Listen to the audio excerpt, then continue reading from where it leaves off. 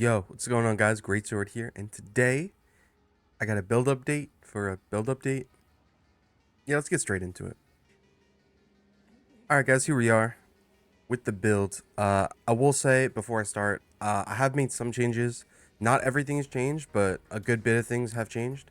And I also want to say that I made another version of this build on the mobilytics for people who don't have as much crit, or maybe they don't have crit on their quarterstaff.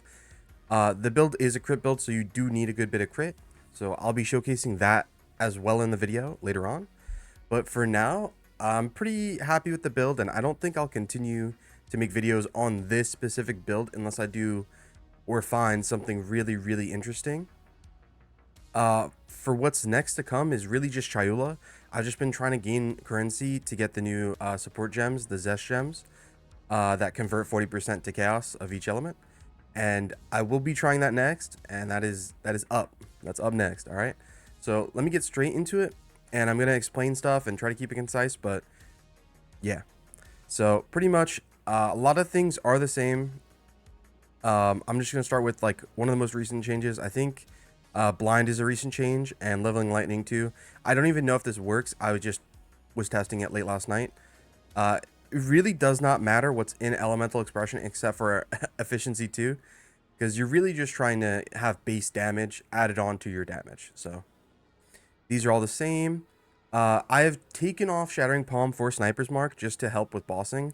This is purely because pin is, I guess, bugged with bosses.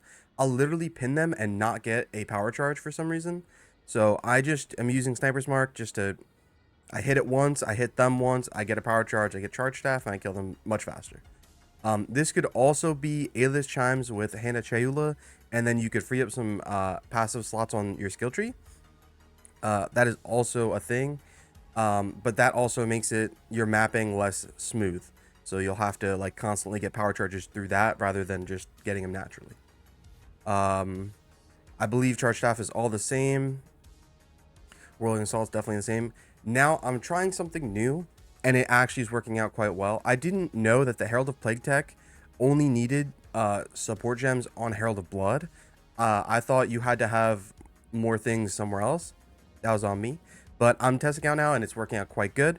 So we just have Herald of Plague. It can be a lower level. It does not matter. I just did a decently high level because I was able to. And you don't even need any support gems in it. Herald of Blood, however, you do need some support gems in it. So for Herald of Blood, we will be using Bursting Plague, Deadly Poison 2, Still Bleed 3, and Poison 3. This tech it'll bounce back and forth, and when you see it in game, it looks absolutely insane. It will just keep exploding. It's pretty cool. Next, Ghost Dance is new, I believe, but that's about it for the gems, guys. You know, nothing crazy new.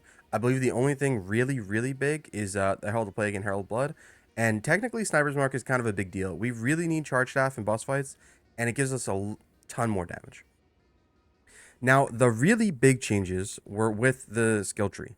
So before, I was taking nodes up here. I had Subterge Mask anointed. You know, these are all...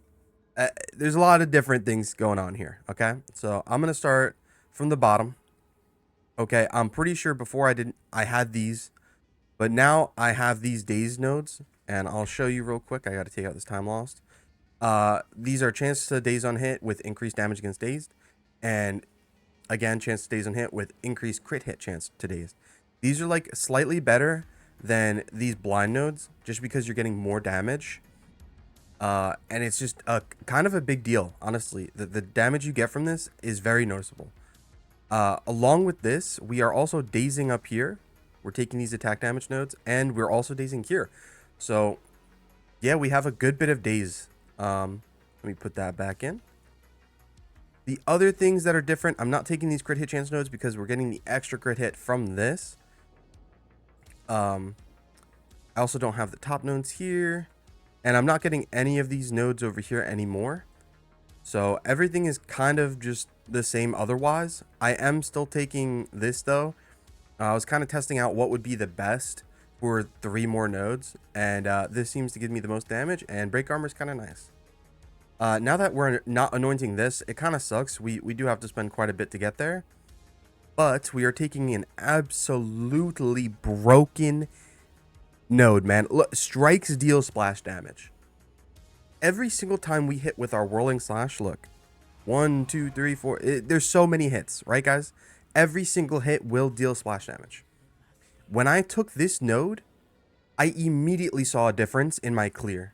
When there's a lot of enemies, bro, you kinda, I don't want to say you need this, but it is very, very helpful if your clear is not great. I will say though, this was very expensive. It was damn near almost 3 divines. These are a little bit over a divine each. So, you know, take with that what you will. If you don't want to anoint that, that's fine. But it is very good for clear. I guess the only other difference would be this. You could pick whichever one you have more damage of.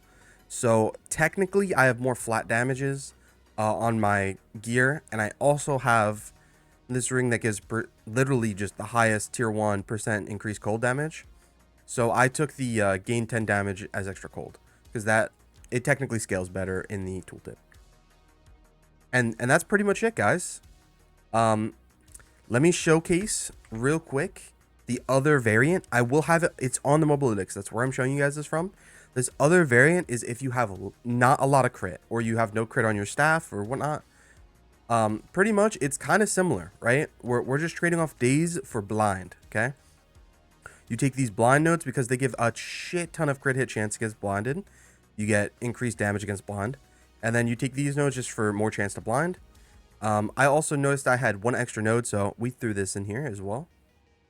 This is honestly just a good node in general. Everything else is the same, guys. Literally everything. This, like I said, these gain damage is extra. You could pick whichever one. The tooltip says more for you. I also have these 2 nodes here. If you feel like these nodes are enough, or you have some crit and this, like, you think this would cap you out, you don't have to take these 2 nodes. You can find another spot for them. I also have this 1 node here just for 6% increased AoE. Definitely do not take the reduced crit hit chance node. That's fucking terrible. But everything else is similar. But I guess one more note.